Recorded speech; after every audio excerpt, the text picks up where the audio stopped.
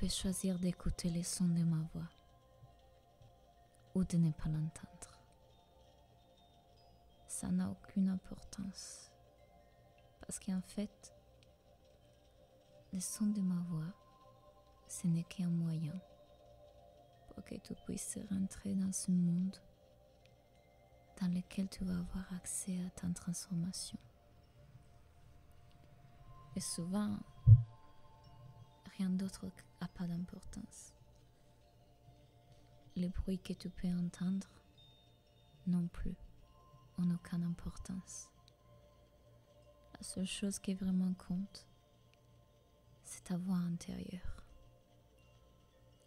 qui te permet d'accéder à la vraie transformation. Elle a toujours les réponses. Alors, il n'était faut que la suivre comme un fil invisible, imaginaire, qui va t'amener vers les réponses. Car la magie des mots va agir pour t'aider à devenir la meilleure version de toi et pour que tu puisses te sentir sereine et en paix. Tu n'as pas besoin de faire, tu as seulement besoin d'être. Et pendant qu'une partie de toi, elle est assise, en train de plonger de plus en plus profondément dans la transe, une autre partie de toi est en train de défaire toutes les limites que tu t'es imposées. Parce que celui-ci est le moment de mettre en lumière toutes ces parties de toi riches de ces pleins potentiels qui te permettra de réussir, qui te permettra de dépasser tes peurs. Et tu sais, parfois, la vie, sans le feu de nouvelles idées, va nous séparer de toutes les formes du sacré. La créativité et l'inspiration sont en effet de la réception, de l'accueil, de l'ouverture à la grande création.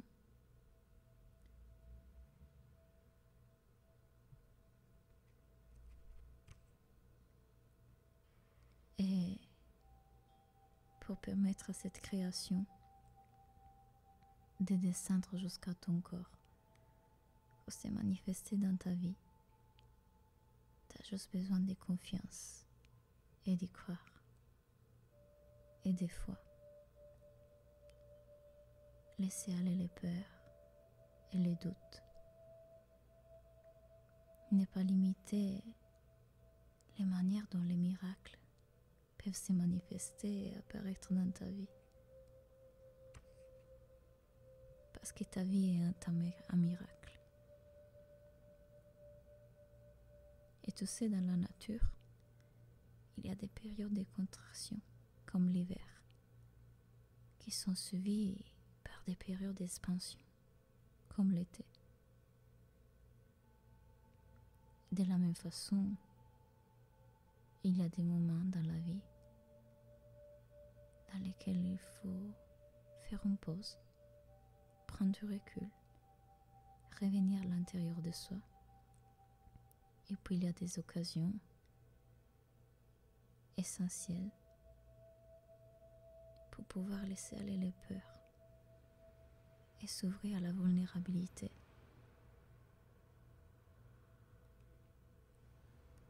Pour pouvoir devenir soi.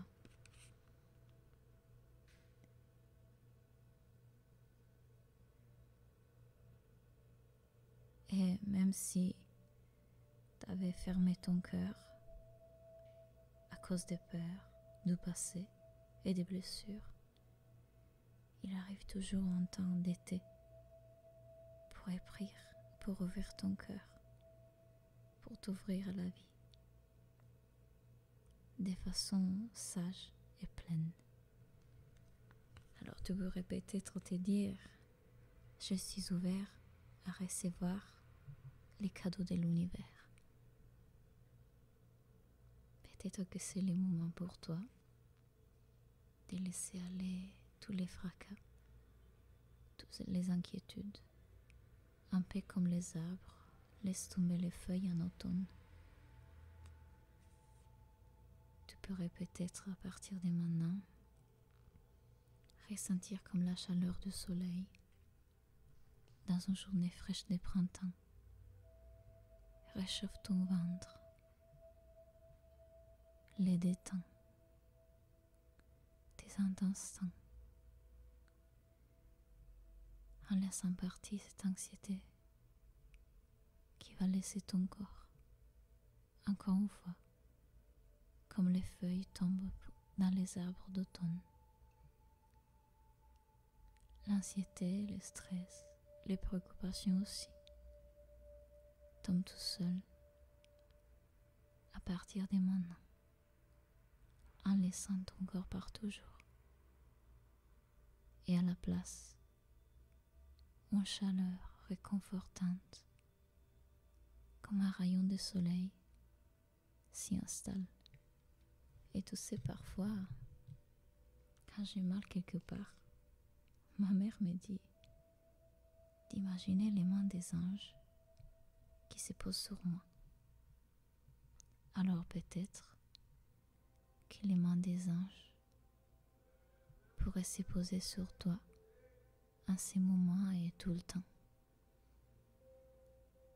pour te faire sentir mieux. Là où tu as des petites douleurs, ou peut-être justement là dans ton ventre, où tu ressens l'anxiété, ou dans ta poitrine. Et ces mains qui émanent une lumière de couleur verte te réchauffent, te font du bien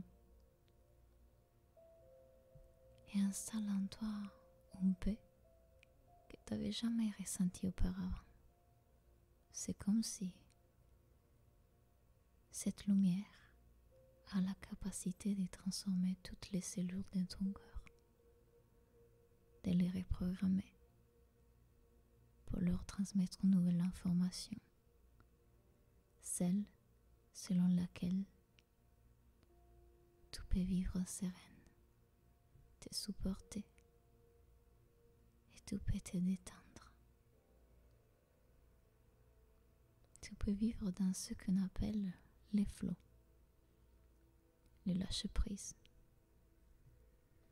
Et j'aimerais te raconter l'histoire d'un lapin. En fait, c'est plutôt l'histoire d'une fille, une petite fille, qui décide de suivre un lapin. Tu sais, un peu comme Alice dans les pays des merveilles. Elle avait vu un lapin et elle avait décidé de le suivre. En le suivant, elle était tombée dans un trou. Et tu sais peut-être que ces lapins représentent un peu toutes nos pensées négatives qui sautent d'un côté à l'autre, de droite à gauche, sans arrêt, et qu'ils vont vite, en nous disant « Je n'ai pas le temps, je n'ai pas le temps, je n'ai pas le temps pour me détendre, je n'ai pas le temps pour dormir. » C'est une perte de temps, dormir. Je n'ai pas le temps pour me dédier une pause. J'ai toujours des choses à faire. Parce que c'est un peu comme ça notre mental. Il saute d'une partie à l'autre. Et si, en réalité, en suivant ces lapins blancs qui sautent un peu partout, nous allons découvrir qu'en réalité, il va nous amener quelque part. Qu'en réalité, il a quelque chose à nous dire. Alors peut-être qu'en les suivant dans ces trous, nous pourrons les voir dans les sommets des escaliers, avec des clés dans ses mains. Et en face de lui, une porte. Une porte qui, on dirait, celle du paradis. Tu sais, lumineuse. Ce petit lapin qui ne faisait que nous mettre de la pression. Il avait quand même un but. Nous amener jusqu'en haut de ces escaliers pour nous apporter des clés afin d'ouvrir une porte. Alors, en les suivant,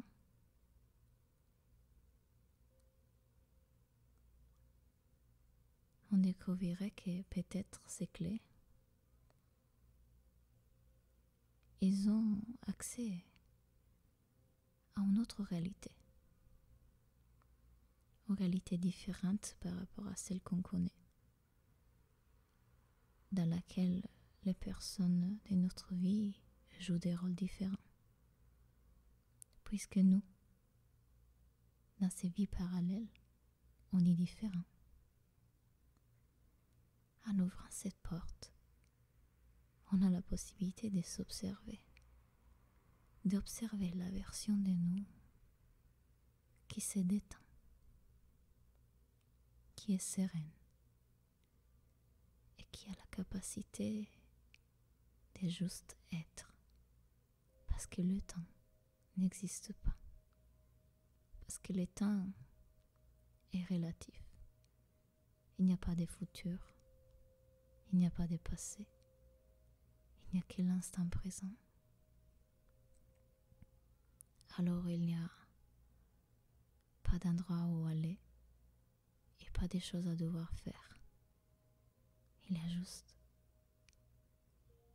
le moment présent pour respirer. Et peut-être que maintenant, pendant que tu écoutes cette histoire, tu pourrais l'observer, ta respiration se faire de plus en plus lourde et la ressentir, la détente qui s'installe en toi. Est-ce que tu imagines vivre tes journées dans cette détente-là, dans les flots, dans cette sérénité qui te permet d'être en contact avec une partie plus profonde de toi-même et avec ta respiration, consciente que là où tu es maintenant, tu es en sécurité. Parce que là, maintenant, tu as tout ce qu'il te faut. Alors les inquiétudes, les fracas, les peurs n'ont plus raison d'être. Elles disparaissent comme des nuages qui petit à petit changent de forme dans le ciel. Alors que on y voyait un monstre, elle se transforme petit à petit dans quelque chose de beau. Alors peut-être on pourrait tout simplement s'autoriser à se détendre, puisqu'on a trouvé la clé. C'est notre mental qui nous l'a apporté. C'est juste respirer. C'était si simple que ça.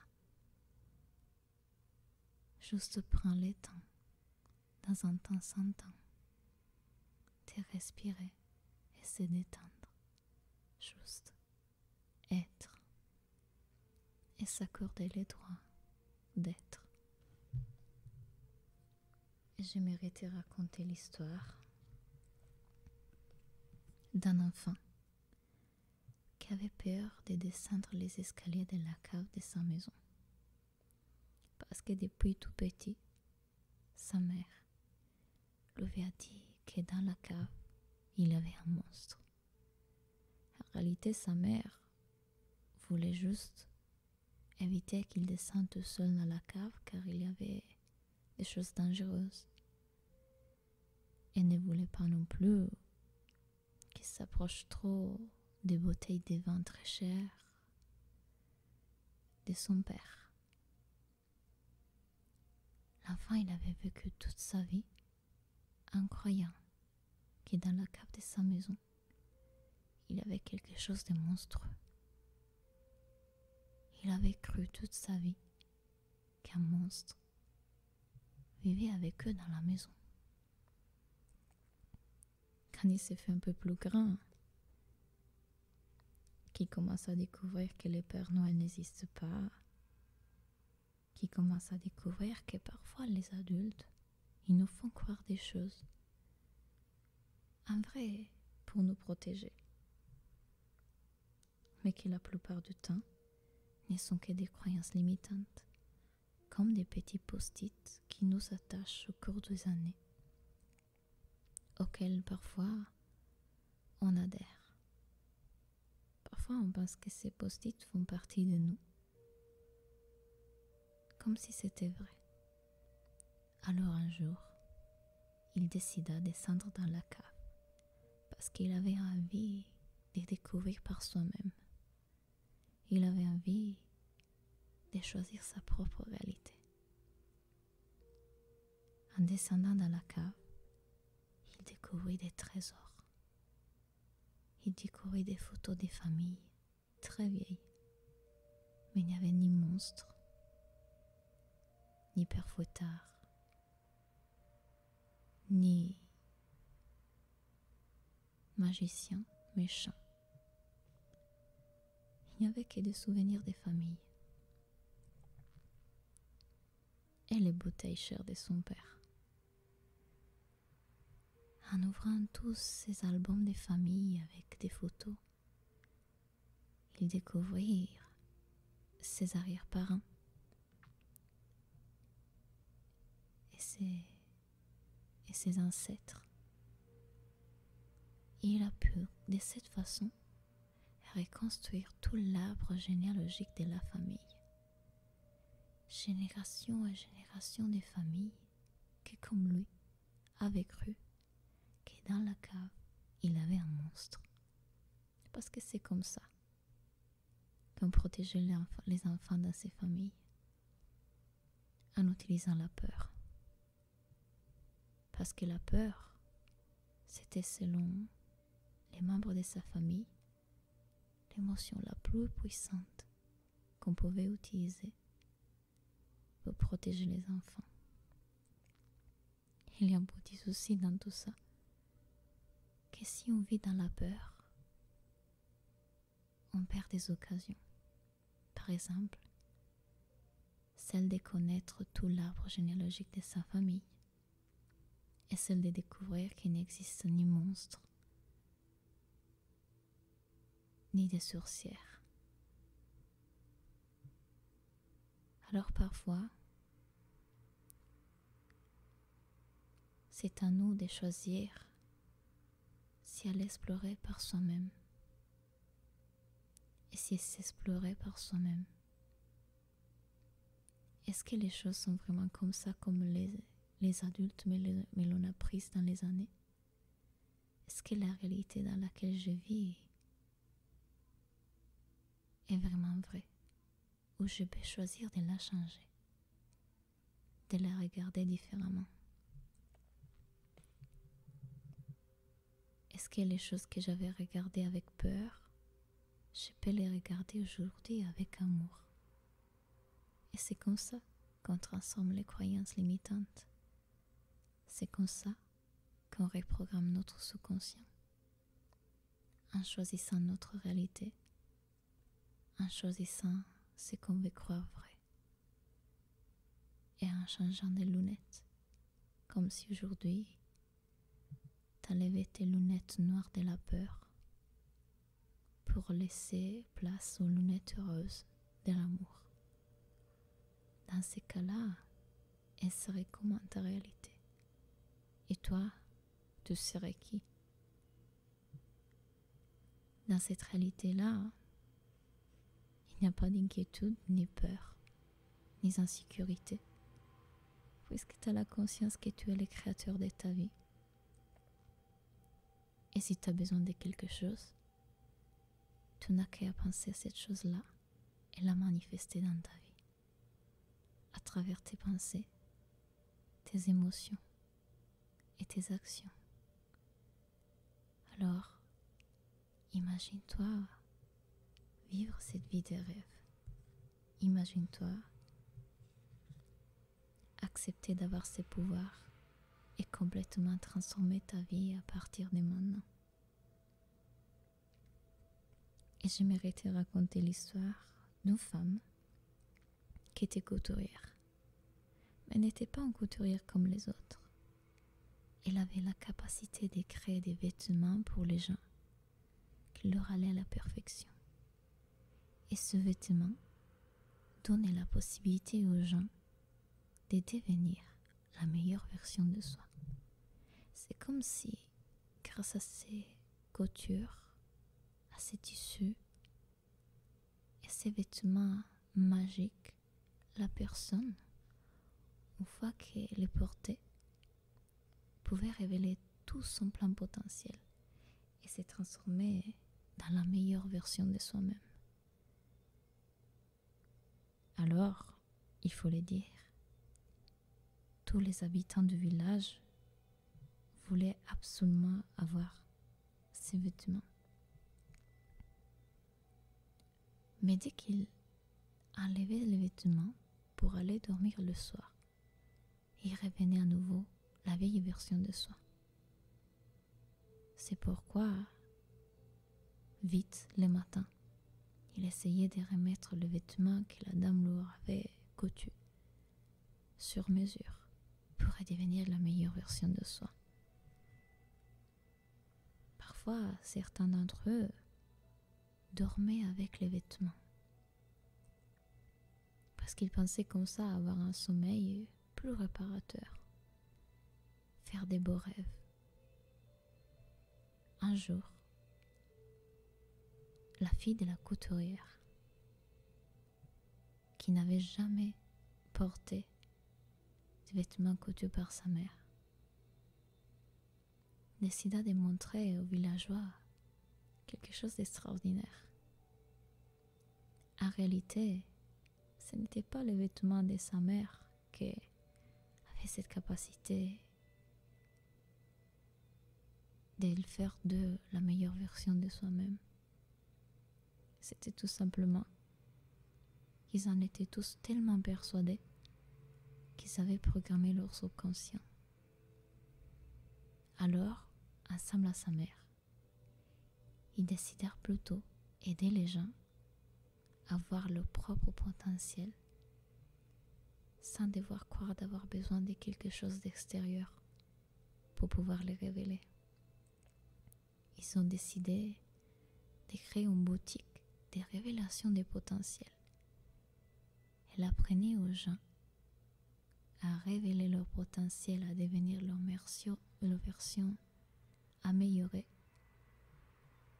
tout simplement en allant chercher à l'intérieur d'eux, là où se trouvait un diamant, capable de briller de 1000 facettes. C'est comme ça que, petit à petit, les villageois commencèrent à se défaire de ces vêtements, de tous ces béquilles qu'ils avaient utilisés pendant toutes ces années pour croire d'être meilleurs. Ils commencèrent à reconnaître qu'ils avaient un pouvoir extraordinaire à l'intérieur d'eux. Ils n'avaient besoin de rien d'autre que de croire en soi-même et de les décider.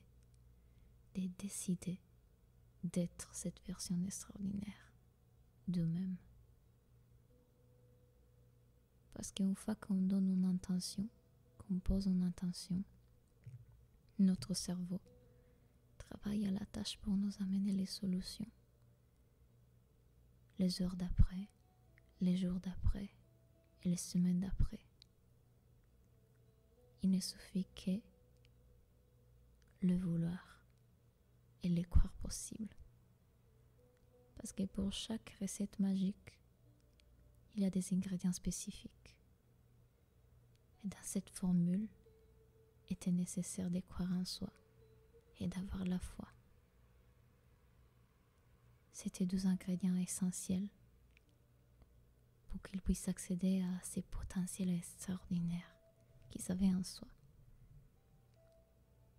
Plutôt que du coup, chercher les réponses à l'extérieur. Ça ne fut pas si difficile que ça. Les villageois compris le message très vite, l'intègrent, et en allant à regarder en soi, on put relever son plein potentiel. Et les jours d'après, et les semaines d'après, et les mois d'après, sont devenus la meilleure version d'eux. De cette façon, ils ont commencé à transmettre ce qu'ils avaient appris au village d'à côté, et encore au village d'à côté.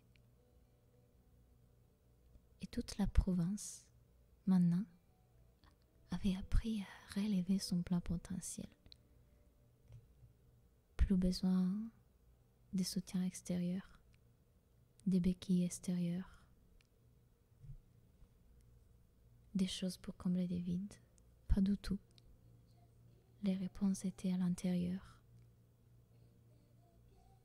Et ils pouvaient maintenant vivre une vie épanouie et sereine, avec des nuits paisibles, réparatrices. Et l'anxiété s'était terminée, le stress était terminé. Et dans un jeu comme aujourd'hui, peut-être que tu pourrais faire pareil. Nous pourrions tous faire pareil. Demander à notre sous-conscient d'aller chercher à l'intérieur de nous les réponses pour faire de nous la meilleure version. Imagine-toi, demain, après-demain et les jours d'après, devenir de plus en plus cette version de toi, en sachant qu'à partir de maintenant,